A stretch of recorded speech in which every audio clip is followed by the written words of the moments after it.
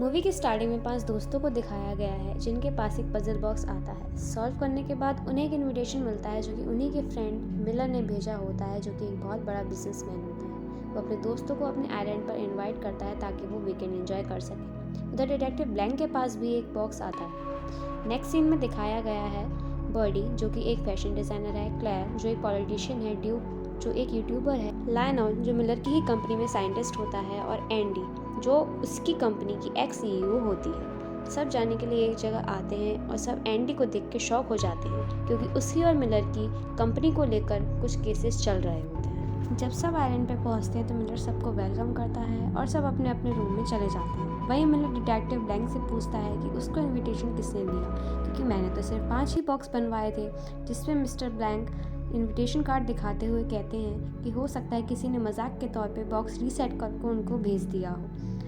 तभी जब सब दोपहर में पूल के पास बैठे होते हैं तो ड्यूक अपने एक्सीडेंट के बारे में बताता है।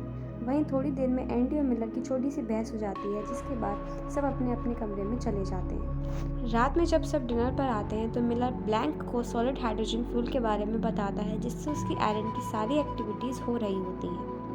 जिसके बाद लायनल थोड़ा गुस्सा हो जाता है, क्योंकि वो कहता है कि सॉलिड हाइड्रोजन अभी यूज़ करने के लिए सेफ नहीं है। इन सब बातों के बाद तभी मिलर अपने मर्डर मिस्ट्री के बारे में बताता है, जो कि एक गेम है जिसमें सबको मर्डर मिस्ट्री को सॉल्व करके बताना है कि मर्डरर कौन है। लेकिन डिटेक्टिव ब्लैंक इस मिस्ट्री को कुछ ही सेकंड में सॉल्व कर देते हैं, जिससे सब लोग थोड़ा अपसेट हो जाते हैं और वापस जाने की बात करते हैं। तभी डिटेक्टिव ब्लैंक मिलर को समझाते हैं कि उसे अपनी ऐसे मर्डर मिस्ट्री का आइडिया अपने फ्रेंड्स के दिमाग में नहीं डालना चाहिए, क्योंकि मिलर की वजह से वो लोग आज फेमस हुए होते हैं। थोड़ी देर में मिस्टर ब्लैंक की नज़र एक नैपकिन पे जाती है, जो कि वो पहचान जाते हैं, जिस पे मिलर बताता है कि ये वही नैपकिन है जिस पे उसने अपने बिजनेस का आइडिया ड्रॉ करा था ग्लास अनियन कैफ़े में बैठ के, जहाँ पे वो लोग सारे पहली बार मिले थे, और उसी की वजह से आज वो इतना बड़ा बिजनेसमैन बन पाया है। वहीं दूसरी तरफ मिलर के फ्रेंड्स एंडी से पूछ रहे होते हैं कि वो यहाँ क्यों आई है, जहाँ एंडी बताती है कि मिलर ने उसका बिजनेस आइडिया चुराया है,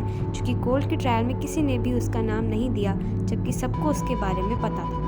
थोड़ी देर में वहाँ मिलर आता है और सबको एंजॉय करने को कहता है। वहीं कुछ ही देर में ड्यूक चोक हो जाता है और मर जाता है।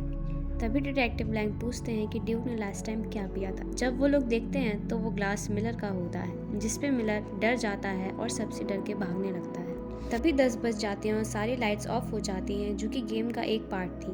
वहीं विस्की भागते हुए आती है और कहती है एंडी ने ड्यूक को मारा है, क्योंकि वह उसकी रूम की तलाशी ले रही होती है। वहीं सब अपने आप को बचाने के लिए इधर उधर भागने लग जाते हैं। ब्लैंक जैसे ही मिलर को ढूंढने जाता है, उसे एंडी मिलती है, जहाँ उसे भी कोई गोली मार देता है। गन शॉट की आवाज़ सुनते ही सब डर जाते हैं, जिसमें वो मिस्टर ब्लैंक को बताती है कि 2 दिन पहले ही उसकी बहन का मर्डर हो गया था और वो चाहती थी कि मिस्टर ब्लैंक उसके मर्डर मिस्ट्री को सॉल्व करे। एंडी की बहन बताती है कि मिलर को एंडी ने ही उसके दोस्तों से मिलाया होता है। धीरे धीरे मिलर सबकी मदद करके सबका अच्छा दोस्त बन जाता है, जिसके बाद एक प्रोजेक्ट को लेकर मिलर और एंडी में लड़ाई हो जाती है और बात आती है कि कंपनी में का मेन आइडिया किसका है।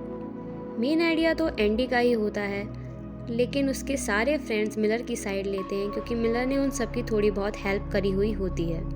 एंडी की बहन आइलैंड पे पहुंच के सबके बारे में पता करती है। जब एंडी बर्डी और ड्यूक से पूछती है कि ईमेल के बाद उन्होंने उसे कांटेक्ट क्यों नहीं करा, जिस पे बर्डी और ड्यूक बताते हैं कि उन्होंने उसे कॉल भी करी थी और उसके घर भी गए थे, लेकिन उसने उनकी कोई भी चीज़ का आंसर नहीं किया। तभी ब्लैंक सबको बताता है कि कैसे मिलर ने ड्यूक और एंडी की बहन को मारने की कोशिश करी, और मिलर इस चीज़ को एक्सेप्ट भी कर लेता है और कहता है कि तुम लोग मेरा कुछ नहीं बिगाड़ सकते।